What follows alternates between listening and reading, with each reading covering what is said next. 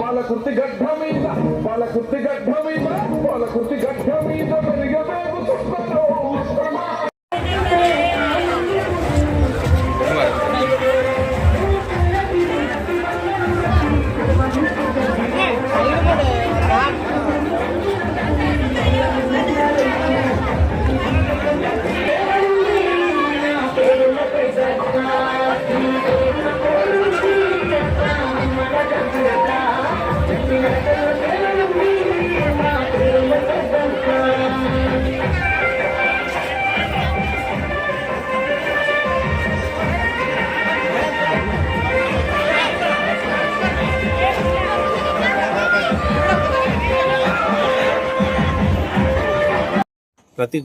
ప్రతి ఒక్కరికి అర్హులకు కూడా నేను పెన్షన్స్ శాంక్షన్ చేయించి కృషి చేస్తానని తెలియజేస్తున్నా.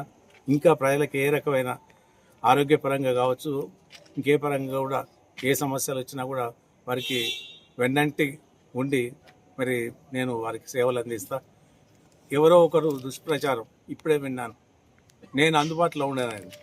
నేను ఒక వైద్యునిగా తొర్రూరులో వృత్తి ప్రారంభించి ఒక 5-10 సంవత్సరాలు, అది కూడా నేను సామాజిక సేవా కార్యక్రమాలనే ఉన్నా ఎక్కువ. మరి ఉండే తర్వాత పరంపరలో డైరెక్ట్గా రాజకీయ రంగంలో ప్రవేశించడం జరిగింది. నేను 27 సంవత్సరాలు డైరెక్ట్గా రాజకీయ రంగంలో ఉన్నాను. మరి ఎంతోమందిని దాదాపు చెప్పుకుంటూ పోతే ఒక 100 మంది దాకా నేను కొత్తగా ప్రజాప్రతినిధులను గెలిపించి మరి వారందరికీ కూడా వెంటనే ఉన్నా.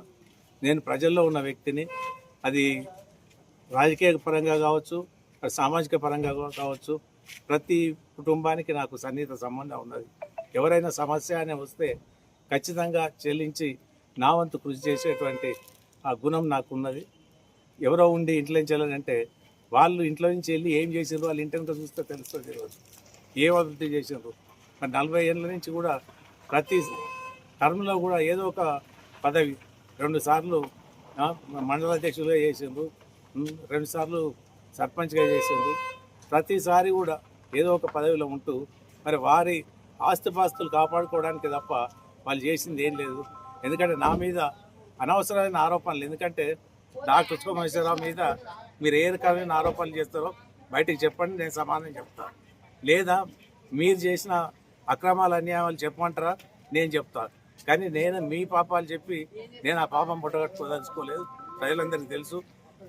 కాబట్టి మీ స్థితి ఏందో పరిస్థితి ఏందో గ్రహించి తక్కువ మాట్లాడితే మంచిది. నేను నోరు విప్పితే చాలా విప్పాల్సి వస్తుంది. అందుకోసం ఏమవుతుంది, మీకు ఇన్ని సంవత్సరాలు ప్రజాప్రతినిధులుగా ఉన్నారు కదా, ఒక్క 5 సంవత్సరాలు అది కూడా నాకు అక్కడ ఓపెన్ అయింది కాబట్టి, నిలబడే అవకాశం వచ్చింది కాబట్టి వదులుకోవడానికి అంత బాధ ఏంది. వారికి సవినయంగా విజ్ఞప్తి చేస్తున్నా, ఒక్క 5 సంవత్సరాలు నాకు అవకాశం ఇవ్వండి. పాలన అంటే ఏందో నేను చూపెడతా.